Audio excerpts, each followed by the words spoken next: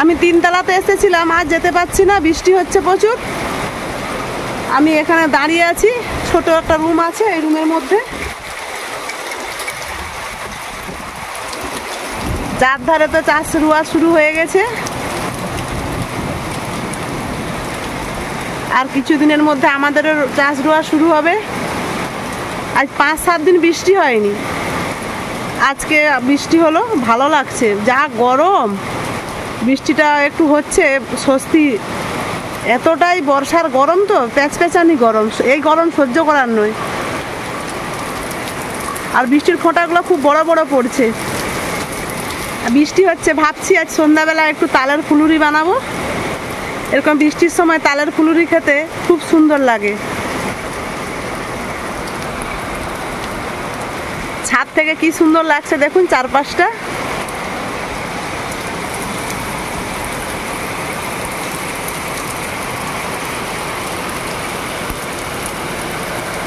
এসে ফেসে গেলাম, এতটা জোর বৃষ্টি আসবে বলে বুঝতে পারিনি।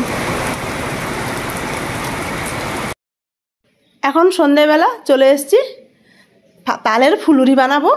আর তালের ফুলুরি বানাতে লাগবে তালের মাড়ি। আমি গতকাল তালটা ঝুড়ে ভালো করে ফুটিয়ে রেখেছিলাম ফ্রিজ থেকে 1 ঘন্টা আগে বের করে নিয়েছি। আমার অতটা মাড়ি লাগবে না, আমার যতটা প্রয়োজন ততটা নিলাম। এইবার অনেকটাই ঘন আছে, আমি পাতলা করে নেব জল দিয়ে। আবার খুব বেশি পাতলা করাও যাবে না, কম কম জল দিয়ে পাতলাটা করে নিতে হবে। আবার খুব বেশি ঘনও রাখা যাবে না।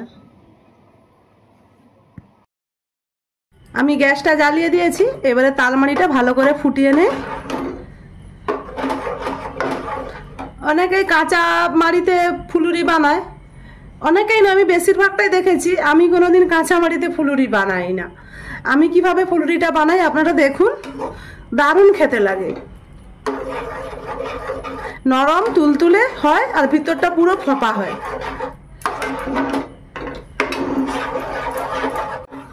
তালমাড়িটা যেই ফুট ধরেছে এবারে ছিটকাতে শুরু করে দিয়েছে।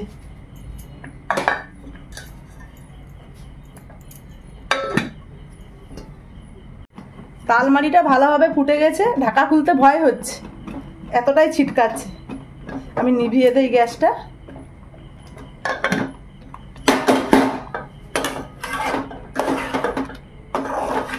আমি ভালোভাবে ফুটিয়ে নিয়েছি, এবার চিনি দিয়ে দেব।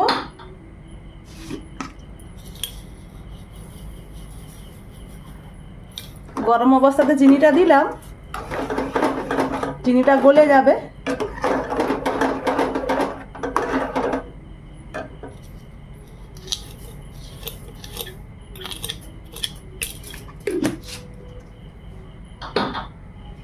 মিষ্টিটা যে যেমন খাবে সেরকম দেবে।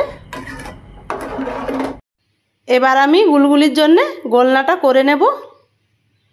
কম কম করে একটু একটু করে চাল গুঁড়ি দেব।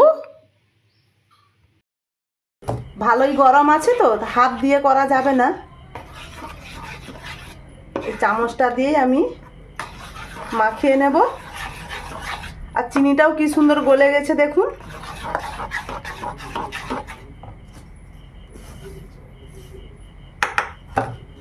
আমি চালের গুঁড়ি শুধু নিয়েছি, আর একটুকু ময়দা দেব।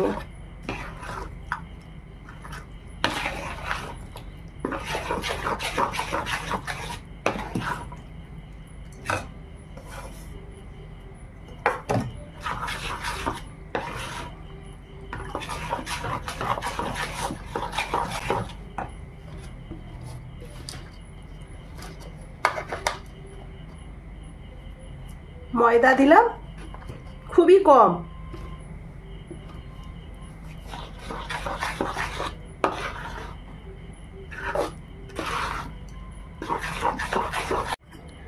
ভালো করে মাখিয়ে নিয়েছি।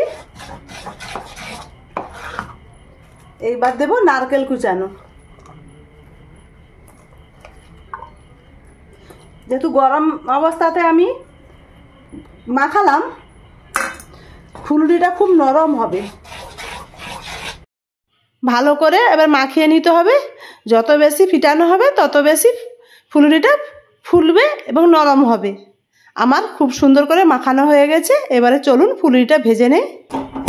গ্যাসে তেল কড়াটা বসিয়ে গ্যাসটা জ্বালিয়ে দিয়েছি। তেলটা এবার গরম হোক। তেলটা গরম হয়ে গেছে, আমি এটা ভালো করে ফিটিয়ে নিয়েছি।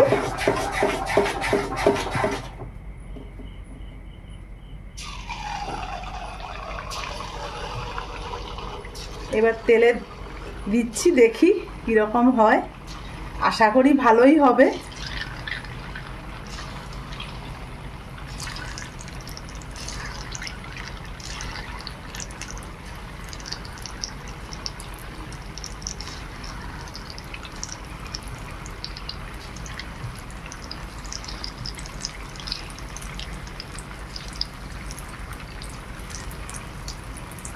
দেখুন কি সুন্দর ফুলে উঠছে।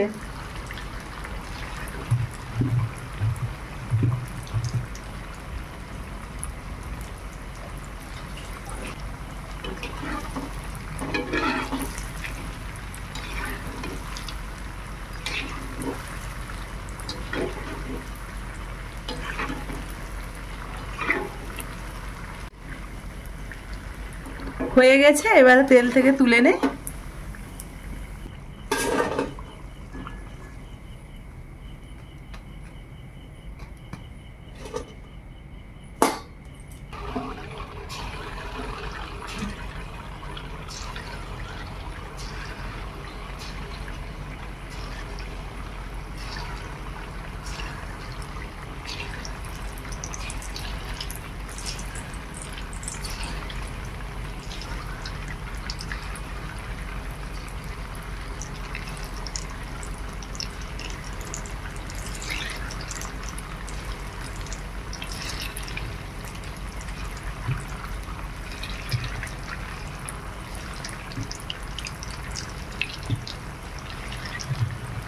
দেখুন একটা একটা যেগুলো আগে ছেড়েছি কি সুন্দর ফুলে উঠছে তেল থেকে, কি সুন্দর।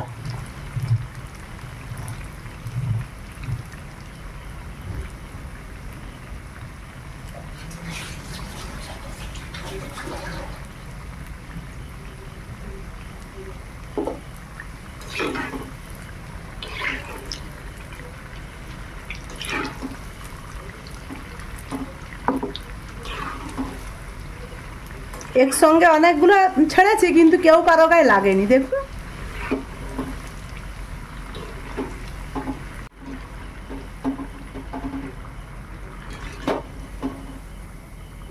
হয়ে গেছে, তেল থেকে তুলে নে।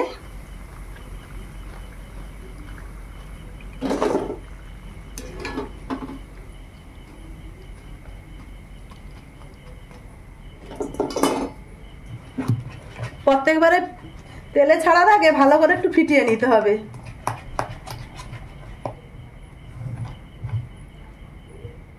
আমি একইভাবে সবগুলো করে নেই, তারপর আসছি। সবগুলোই ভাজা হয়ে গেছে, এইটা তেল থেকে ছেঁকে নিলেই হয়ে যাবে। আমার কতগুলো গুলগুলি হয়েছে দেখুন, তালের গুলগুলি। ওরা ভাই বোন খেতে খুব পছন্দ করে। ওরা তো মিষ্টি জাতীয় জিনিসটা একটু বেশি পছন্দ করে। তেল থেকে এবার তুলে নেই।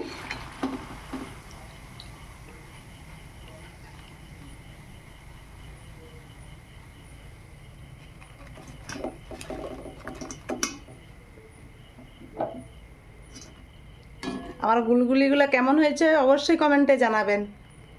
ওদের ভাই বোনের জন্য বেড়ে নেব, তার আগে আপনাদেরকে একটা দেখাচ্ছি। দেখুন ভিতরটা কেমন হয়েছে, দেখছেন কি সুন্দর জালিদার। সব কটি পিঠে এরকম হয়েছে।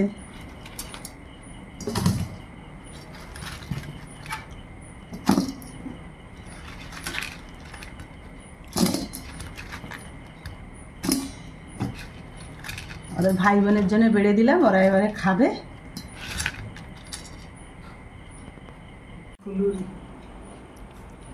অনেক নাম এ ব্যক্তির, ফুলুরির। গুলগুলি, ফুলুরি, আমি একটা ব্যক্তি নাম দিয়েছি। এ তো বস্তু, তবু গ্রামের মানুষ গ্রামের মানুষ আমরা যেমন তেমন বলি, ভালো করে বলতে হবে। ফুলুরি। তালের ফুলুরি। আচ্ছা তুমি বলো খেয়ে। ভালো হয়েছে। মিষ্টি ঠিকঠাক আছে? ভালো হয়েছে। তোমার তো আবার সারাদিন ধরে খাওয়া, সবগুলা ফুলছে কৃষ্ণ দেখেছো? এত কষ্ট করে বানানো, সারাদিন ধরে না খেলে কি হয়? দিদিমণি এই যে পিঠে, অতগুলো পিঠে বানিয়েছি তো রাত্রিবেলা ভাই বোন খেয়ে নিল। এগুলো যেগুলো থাকবে মিট শেলফে রেখে দেবো, কাল সারাদিন ধরে চলবে। আর বন্ধুরা আজকের মতো আসছি, সবাই ভালো থাকুন।